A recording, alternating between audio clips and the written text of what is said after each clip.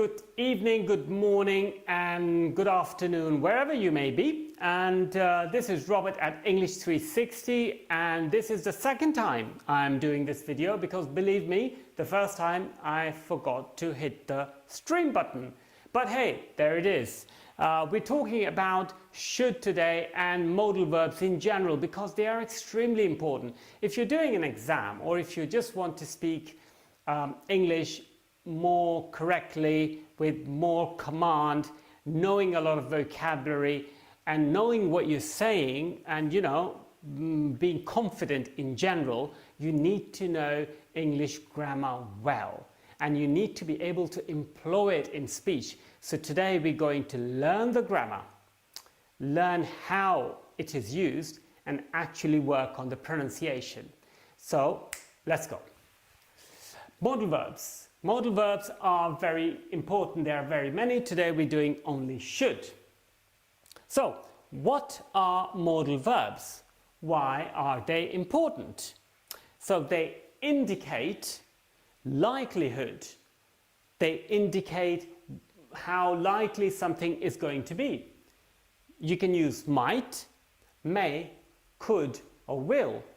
A sentence like it might rain tomorrow shows likelihood of rain. If you say it will rain tomorrow, obviously it means it's going to rain. Ability with can and could, permission with may and can, and obligation with must, should, ought to.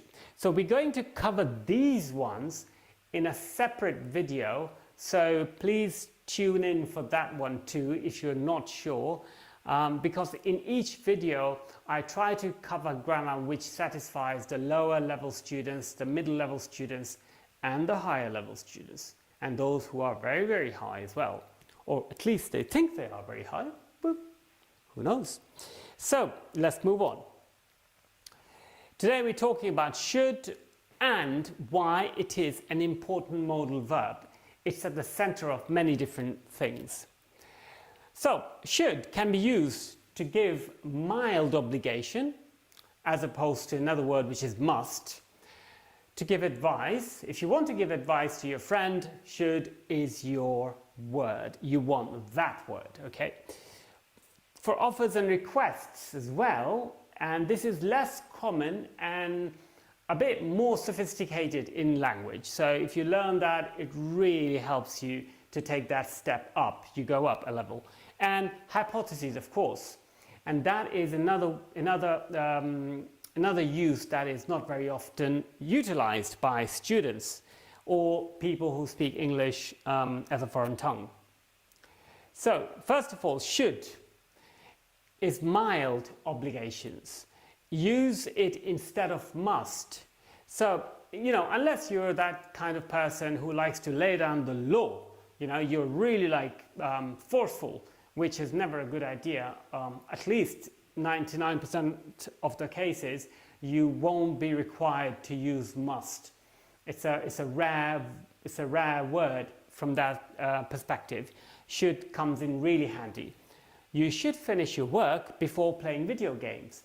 That's what my wife said to me the other day. Really awful. So here it's a good idea, and this one is for advice.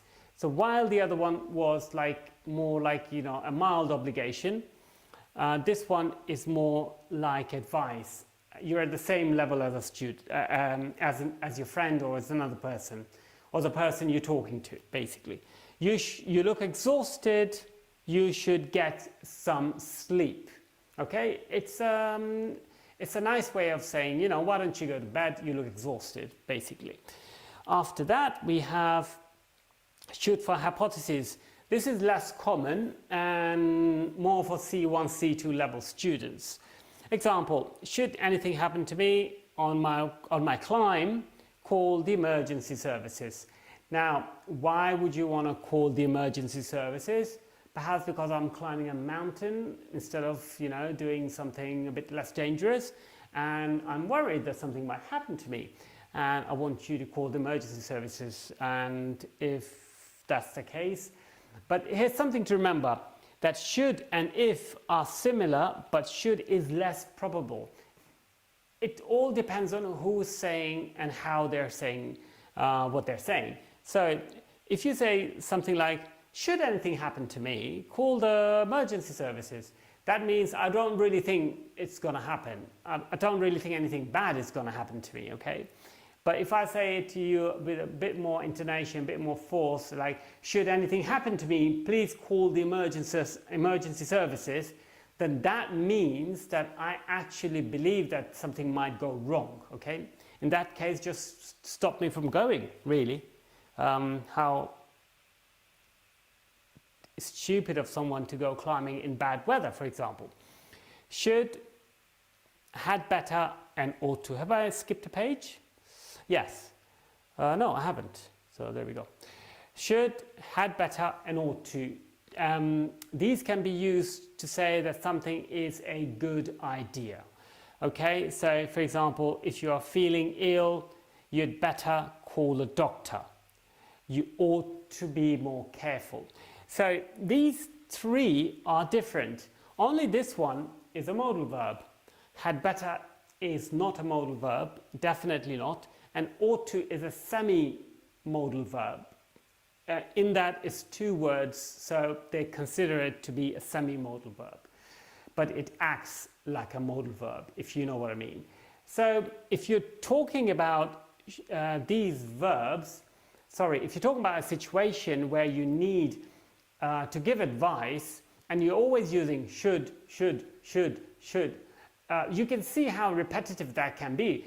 And while should is a very good word, sometimes it's a good idea just to use another word, okay? And that gives you depth, that gives you a lot of vocabulary and variety, and you know, you come across as a very good speaker of the tongue.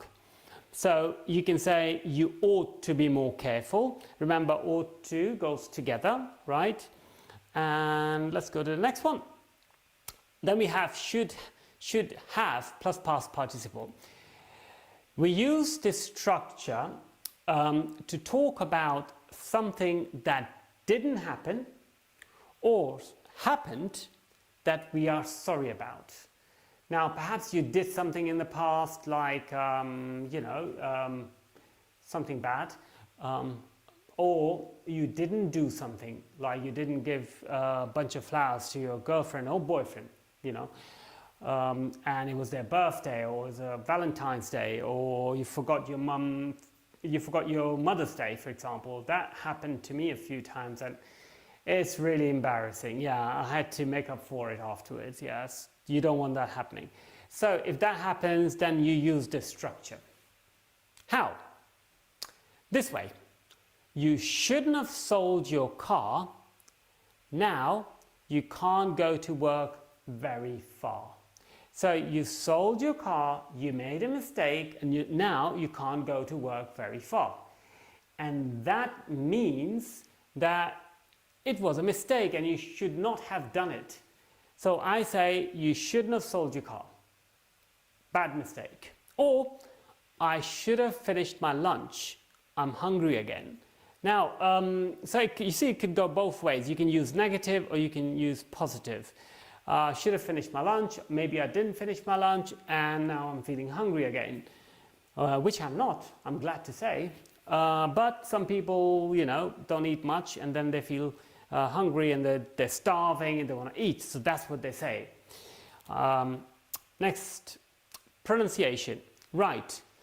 Pronunciation in English is as important as the meaning. For example, if you know a word, right? Let's say you know a word awful, okay? It's a word which means terrible, awful. But you've seen it written down, but you don't know what it sounds like. You're not going to say it in a conversation because you're not confident. It just means terrible. You can say it's an awful day, and it's not even difficult. So pronunciation stops students from taking that leap, that jump into the unknown with the new words. I've only seen a few students actually, experiment with new words without even knowing the right pronunciation. And when I do correct them, they feel all embarrassed. They say, "Oh, sorry, I meant to say that, you know, but there's nothing wrong with that. Pronunciation is part of the learning process. So let's start with should. This long symbol over here is a sh sound, sh. And there's no L, as you can see, or there's no O, as you can see as well. So this is should. It's a very small sound. And especially in positive sentences, it gets compressed. I should go home now. I should go home now. You can say it in different ways. I should go home now. I should go home now. I should go home now. So you see, in none of these ways that I've pronounced the sentence, you pronounce it hard. You only pronounce it heavy in very minimal situations. Like if you say to someone, you should do this now, you're really emphasizing the word should, only in that case. In the negative, it's the same, but with an N sound at the end. But it's not a normal N sound like you say no, which comes from the mouth, from the tongue. You know, no. Like, who remembers that Nelly song? This is not that. It's the N coming from the nose. Yes, in England we speak through the nose. We walk down the street with no, not really, but this one does come from the nose. For example, this one would be shouldn't. Shouldn't. You try saying that. It's the in the nose. Shouldn't. Shouldn't. Yeah? The louder you try, the better it is. You shouldn't be here at all. You shouldn't be here at all. So not you shouldn't. You shouldn't be here at all. Now try to pronounce a sentence all in one go, linking the words together and using the right stress. You shouldn't be here at all. And if you can, even the intonation. You shouldn't be here at all. Next one is shouldn't have. It's a bit longer, but similar concepts apply. Shouldn't, it's an, it's a, it's a v. This is a Hebrew word from the Hebrew language. It's shwa, and it's a very small sound. So it's pronounced shouldn't have, shouldn't have. James shouldn't have done that. James shouldn't have done that. So as you see, you don't really hear it that much, but you know it's there because your ears are accustomed to the sound of the word. You're not looking for shouldn't have, you're looking for shouldn't have. So if somebody says to you, you shouldn't have done that, you know is you shouldn't have done that. Okay, so it's practice. Because once your pronunciation is correct, you can recognize other people when they're saying the same word. That's the important part of it. And the last one, we ought to leave home. Now, this is or, this is to, this is oo. So, ought to, it's a long sound, ought to. There's no G, there's no H. You see? There's just no sound there. These letters are silent. Just like the L, just like the O, just like the E over here. So, we ought to leave home. We ought to leave home. And in the next slide, I have a few sentences here with, let me just take this off. Let's see if I can do that for you. Yes. There we are. Now, you've probably seen this, but try to correct the sentence because there are mistakes in this sentence, right? So, I'm tired, I think I should to go to bed. Now, whenever you hear the expression should to, the alarm bells should go in your head. Ding, ding, ding, ding, ding. That's not right, there's something wrong.